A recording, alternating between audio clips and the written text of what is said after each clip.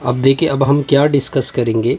असल में हमने फाइंड करना है P X is greater or equal to 3 को हमने फाइंड करना है। ये हमारा क्वेश्चन मार्क है, लेकिन हमने यूज़ करना है पॉइसन।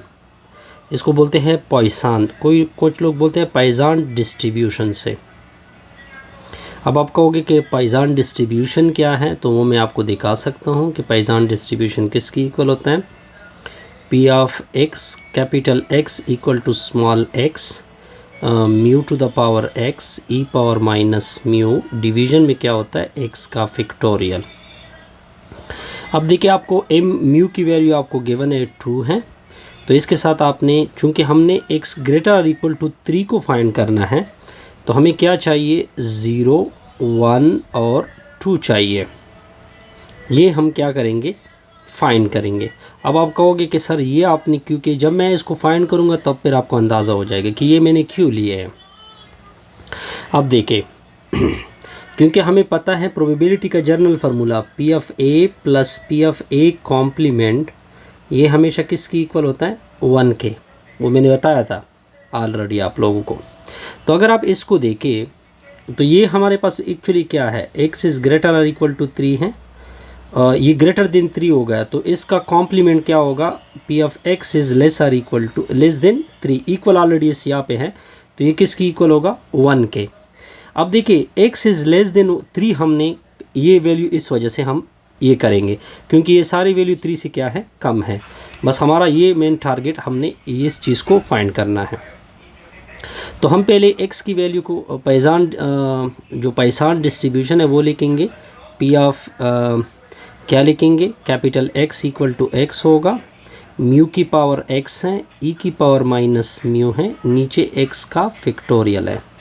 तो f ऑफ पहले x की जगह 0 पुट करोगे, इधर से स्टार्ट लोगे, तो p ऑफ कैपिटल X यानी इक्वल टू 0, म्यू की वैल्यू पुट करोगे 2 की पावर x यानी 0, e की पावर माइनस म्यू माइनस 2, नीचे 0 का फैक्टोरियल। तो ये वैल्यू कैलकुलेटर से 2 की power 0 1, e power minus 2, 0 factorial किसकी इक्वल होता है 1, तो e पावर माइनस 2 आ जाएगा, उसको नीचे करोगे e आएगा। ई कैलकुलेटर में किस तरह डालोगे कि शिफ्ट डालोगे और जो नेचुरल लॉग है वो डालोगे, तो इस तरह ई आ जाएगा। फिर 1 को इससे डिवाइड करें तो रिज़ल्ट आएगा 0.1353। फिर आपने x की वैल्यू 1 रखनी है, तो जब आप x की वैल्यू 1 रखोगे तो ये आप पुट कर दे। बहरहाल इसको मैं डायरेक्ट करूँगा जिस तरह मैंने 0 पुट किया था। अब म्यू की वैल्यू कांस्टेंट है, वो तो वही यूज़ होगी, तो इसकी वैल्यू होगी 0.2703।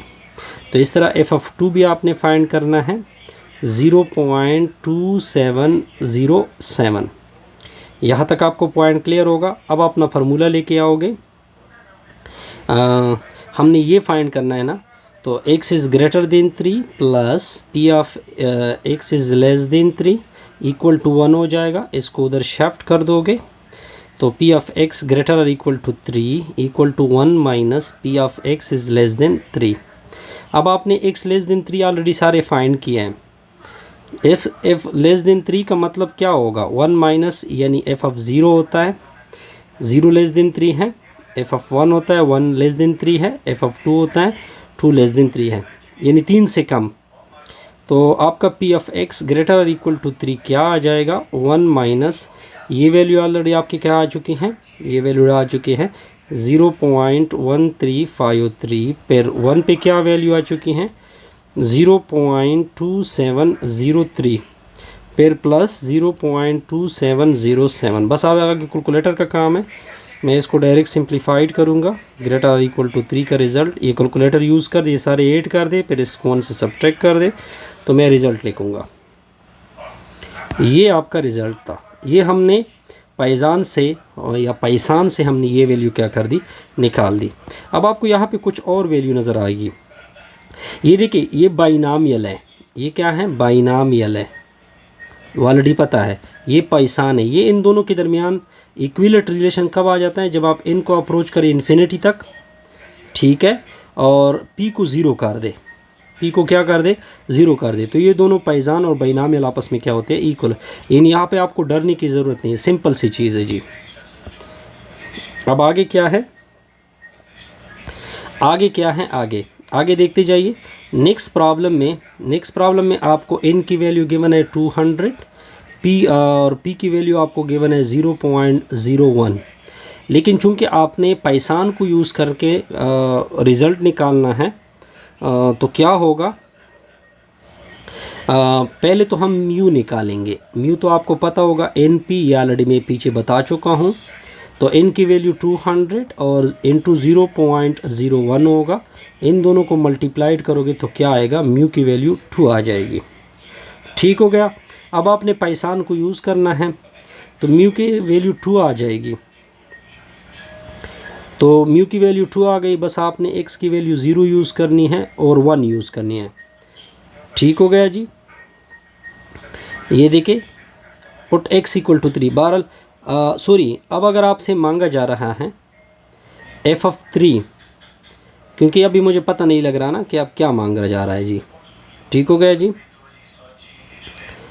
जब म्यू की वैल्यू 2 आ गई, क्योंकि ये क्वेश्चन इनकम्प्लीट हो, क्योंकि आपने डायरेक्ट एग्जाम्पल लिखा हुआ है, आगे तो कुछ भी नहीं है ना, तो काइंडली ये प्रोवाइड करें ताकि मैं कंप्लीट इसको करूँ। अगर आपसे डायरेक्ट x इक्वल टू 3 मांगा जा रहा है, तो डायरेक्ट पाइथन में 3 पुट करोगे तो आपका रिज़ल्ट आ जाएगा। कुछ चीज़ें मुझे नज़र नहीं आती ना यार। अब इसमें क्या मांगा जा रहा है, पहले मांगने वाली चीज़ को देखते हैं कि आपसे मांगा क्या जा रहा है।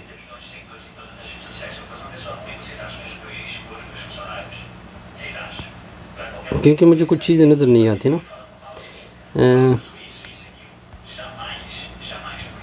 अब इसमें क्या मांगा जा रहा है यार,